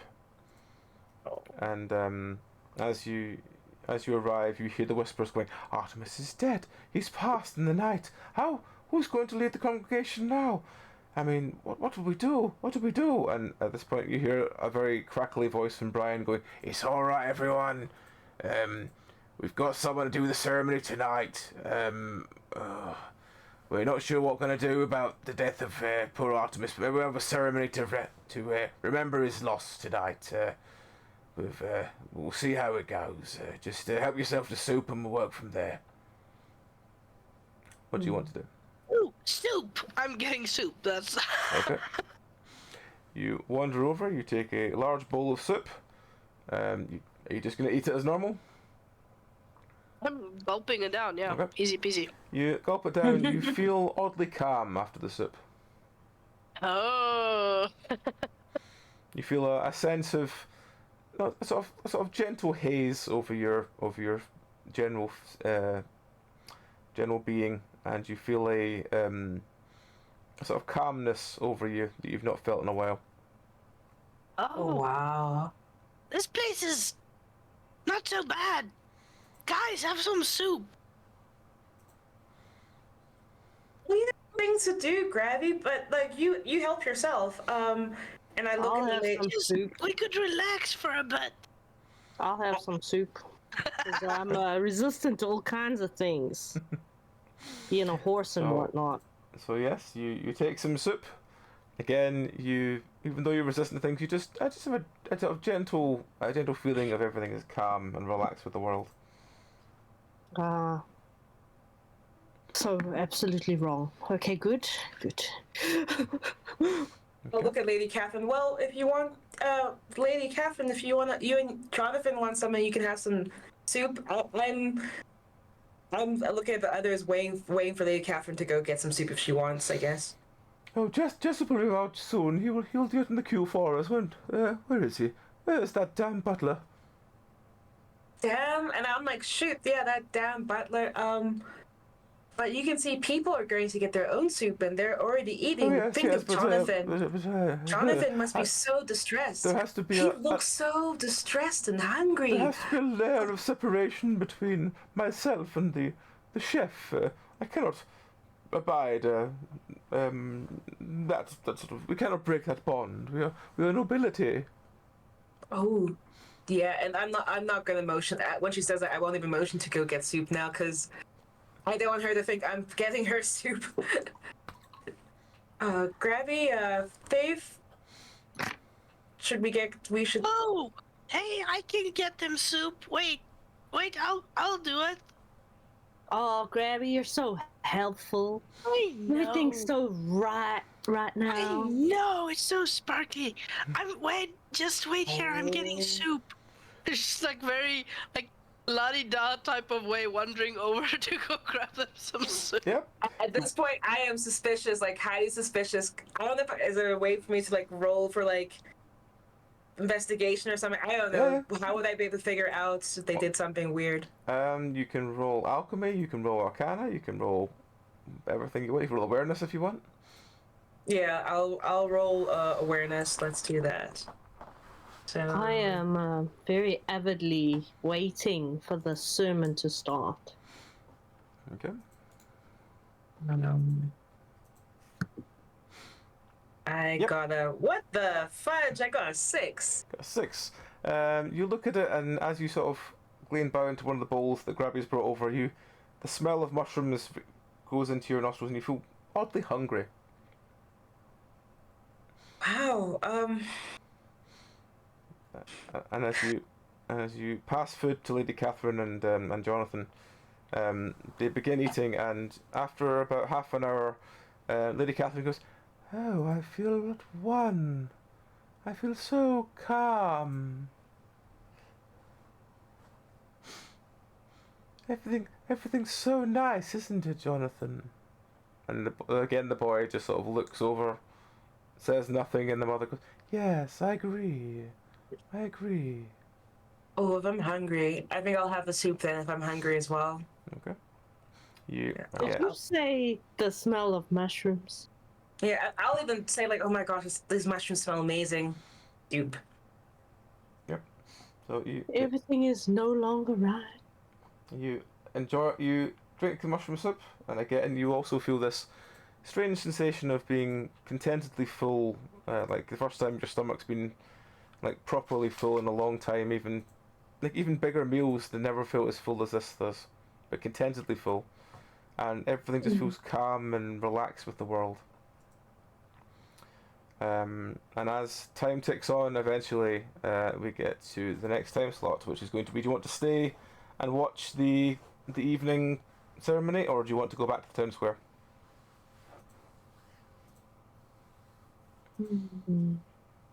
Since all is right with the world, we would probably watch the sermon.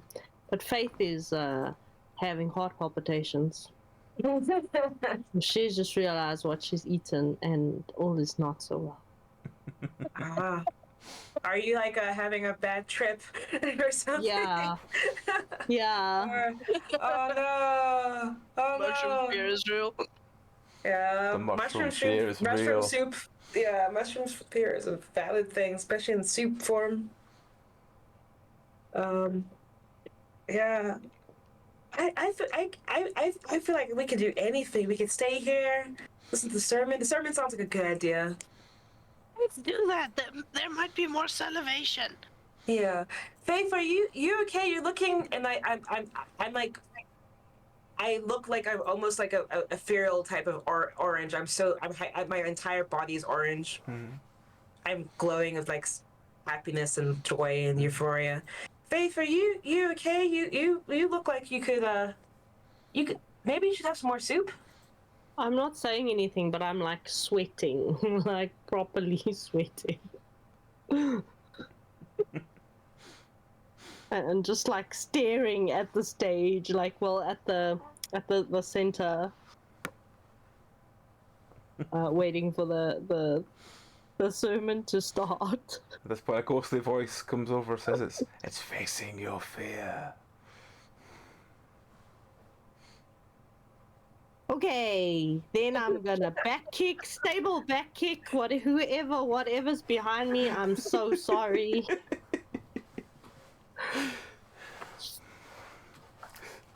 So, And then I'm gonna bolt forwards directly towards the stage.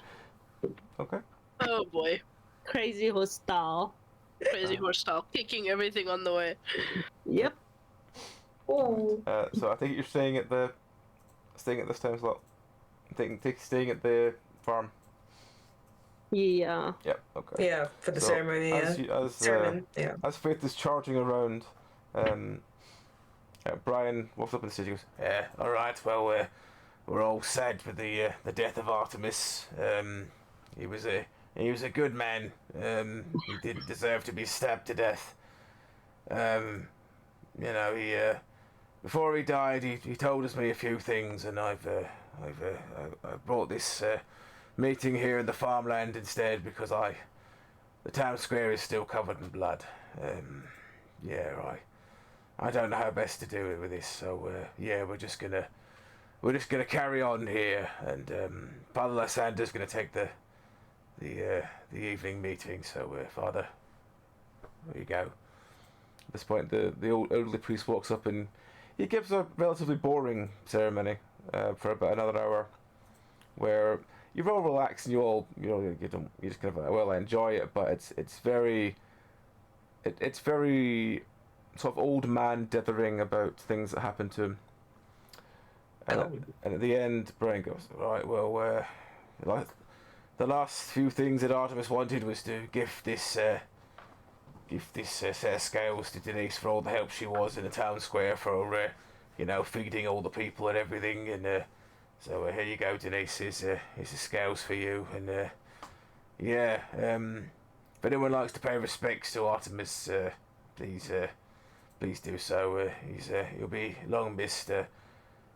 We found his brother. His brother's here, Gerald. Gerald, could you please open the book for us? And you see this strange-looking child without the robes this time walking on stage, going, "What am I meant to do?" So I just turn the page of the book, Gerald. It's what he would have wanted. And again, you hear this sort of snap sound as the page gets turned over, and the book glows, and Gerald jumps back, and goes, "Bloody hell! Is it meant to do that?" Yeah, Gerald, it's meant to do that. Yeah, just yeah. Well, I guess that's it for tonight. Father Lysander would usually stay by to do absolution, but he's needed elsewhere tonight. So just look after yourselves, all right? And Brian just nods and walks off stage. What do you want to do? At which point did I run amok in the middle of the crowd? And if they didn't notice because of all these calming mushrooms, that is absolutely fine. It was very early on, and even if it was the middle of of Father's speech, people just seem to be just fine with it. They're just sort of like, oh, there's a horse. Oh, well. Fantastic. Wait. That's He his. was his brother. He and I. Oh, can you say hi? Oh. He'll just go back to sleep in a minute. That's what he does. But he needs to get up to move 3 feet and then tell me, no, it's still too cold. I want to get back under your t-shirt. Because this is the time of year where we've not put the heating on yet, but it's not too cold. But for him, it's cold because he's used to how warm it's been this summer. So yeah, his winter coat's not in yet. No. Anyway. He pretty much helped plot to kill his own brother. And I'm shout whispering this. Plot to kill his own brother, or he helped to kill his own brother, and we helped him with fratricide? Is that fratricide? Well, we didn't do it. There was an assassin. Yeah, the assassin, definitely and I said it out loud. Yeah, the assassin killed Artemis. Definitely it was the assassin. This is some good soup. I'm gonna go ask him. I'm just gonna straight up walk up to him and go, hey! Yeah, how are you doing? Yeah, I recognise you. You're the ones that off me brother.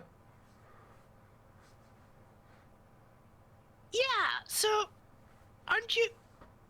Wait, why would you want us to? No, What I did you didn't get want. out I of didn't this? want to, but it's what Monty wanted and the town council wanted. They voted on it. I objected, but I was outvoted 13-1. So yeah, we had to kill him. Ooh, and then you had some soup. Well, yeah, it's soup, yeah. Yeah, okay, that makes.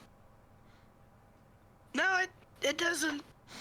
Never mind. I mean, you've got to respect democracy, haven't you? If 13 people vote yes and one person votes no, that's still voting positive, you know.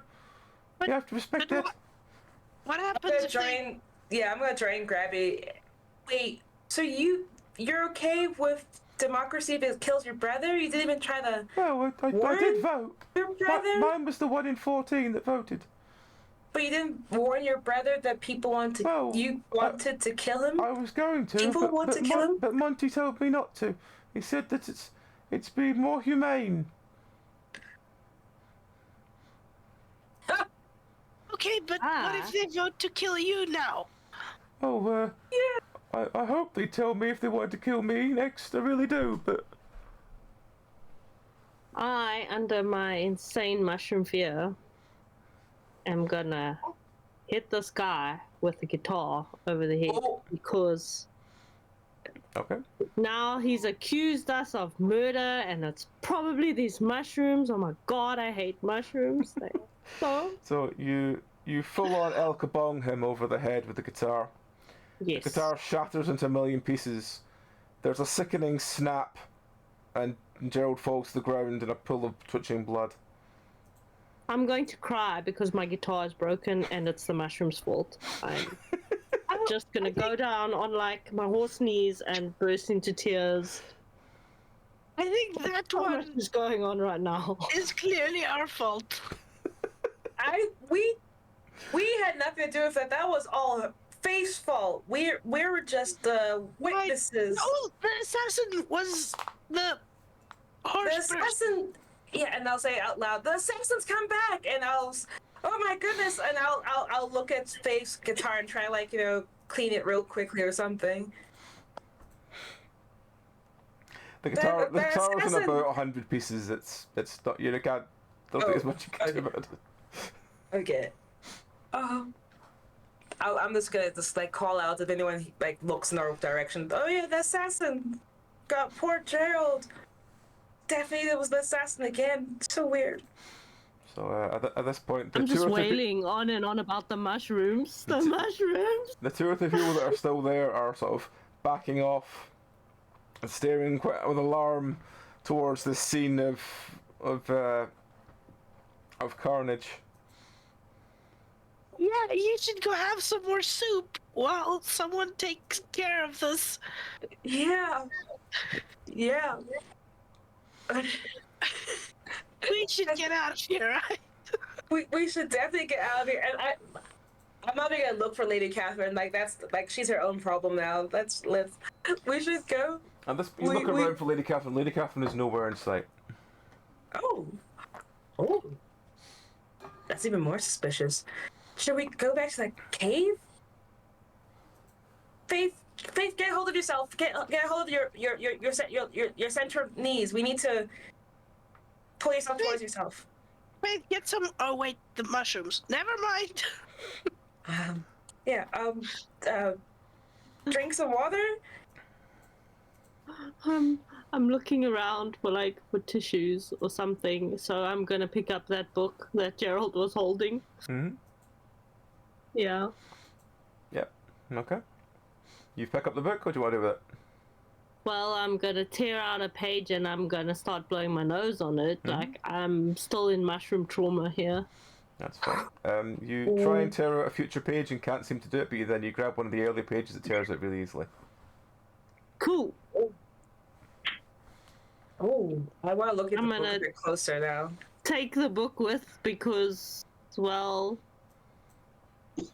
these tears are not gonna stop themselves. Okay. Uh, As as you slowly stop yourself crying, you hear a strange sound, and you look up and you see quite a large group of villagers making their way carefully towards you.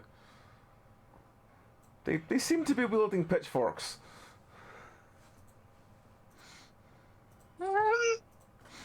Is now the moment we run? Definitely. Like, I'll try one last time. Like, oh, but the assassin. No. Okay, run. They don't seem to be looking at you. They seem to be looking at the at Faith, who's still sort of standing over the broken body of Gerald. I'm going to. I see this is the end, and there's still that mushroomy haze. I'm going to throw my head up into the air, my cowboy head up into the air. I'm gonna catch it, and I'm gonna go, yeehaw! And I'm gonna ride into the sunset, and I'm gonna charge like straight for the group with the pitchforks. And I'm shouting out, false idols and the town council, down with them all! And a full Freebird playing in the background moment of charging straight in, and several minutes of violence later, Grabby and Riley are standing as this mob has had a fair few of them taken out the same way that it has taken out Faith. What's Grabby and Riley going to do now? I'm taking off the warg hat that I have on and placing it on the face of the corpse and going, yeah, so this is bad. So sorry for your assassination. We should leave. I don't think we can save Faith. I don't think we can save Faith. I'm gonna grab onto Grabby's hand, and I'm gonna change shape into something else, like something like a very inconspicuous looking figure, and I'm gonna grab onto Grabby, and I'm gonna just try to run towards like the caves that we saw before. Okay. No, walk. Walk. Oh yeah, walk. We're I walking. don't want to be suspicious. Don't Okay. be suspicious. Suspicious? Don't be suspicious. Don't be suspicious. Yeah. So And I'll wait. I'll pause and I'll spin to the ground. One more for you, Faith. Oh. all right. So I'm just going to assume that you wait out a couple of days in the caves and then make your way to the docks and head your way back Somewhere to else. saying, you have not saved yourselves, but you have saved the world. Well done. I need to know, 'cause Even. How even. are they sacrificing people with that book? The books, like some sort of. I will Implement explain sacrifice things people? off. I will explain things off stream because there are a couple more groups that will do it in public as well. Oh yeah. But I will explain stuff soon. But Okay. Nice. so yes, thank you again for running. But who are you? Where can folk find more of your stuff? I'm pointing at Wednesday. Should I do it? Hi guys, thank you so much for joining us. Thank you, Penance RPG. We love you, and we love to come on and do one shots with you as well. We are DumDumDie. That's DUMDUMDIE. We are an all-female, all awesome, all South African tabletop role-playing group. We have a live stream and a podcast. We've been up and running since 2017. And our focus is on building the community, especially, to be inclusive and diverse. And we do all sorts of kinds of geeky things, so please do join us on Twitch, or you can find us on all the social medias. And we have a website, dumdumdie.co.za. Yes. All right. Well, Yeah. thank you again very much, folks, for being on. I always love having you guys on because you are always very different and always chaos, and I love every second of it. But, yes, we will raid out to someone now, and then I will answer any questions you have off stream for this. And then I will just say our next scripts are. I'm now doing one tomorrow night, so I'm doing Dark Tide tomorrow afternoon, then I'm doing another Halloween episode tomorrow night, which will be AJ, Crimson, Lupine, and Sharona. Then I'm doing another one. Sharona. I'm doing another one on tomorrow night. Will be tomorrow night. Monday night will be Echo, which is myself and Rowan playing through the LGBT visual novel that we've been playing through recently. Nice. Tuesday there'll be no stream during the evening on Tuesday. There will be a Halloween stream in the night though, so that will be with, I believe, Dice Imitate Life. I believe is the group doing it. And then Thursday will be Indie Horror. Wednesday I'll be doing a charity stream with Crimson. Remember to plug that as well. Wednesday we're doing a charity stream with Crimson. Thursday will be Indie Horror. Friday will be more Distrust, and then Since the Forest with Tom Zeph and then AJ as usual. Yeah, so that will do us for our streams. We will raid into who's on. Com is on. Is anyone else doing D&D first before we go into anyone else? No, not really. Right, we'll go right to Com. So yes, thank you again to my wonderful guests this evening. Thank you everyone who has watched along. I hope you've had fun with it. We will catch you all next time. But until then, I will find the right thing to raid people. I prefer doing it this way. There we go. That's that. Let's see if I find Com. 2 seconds. There he is. There he is there. Right. So yeah, until next time, folks, thank you all very much. See you next time. Good night. Bye. Bye.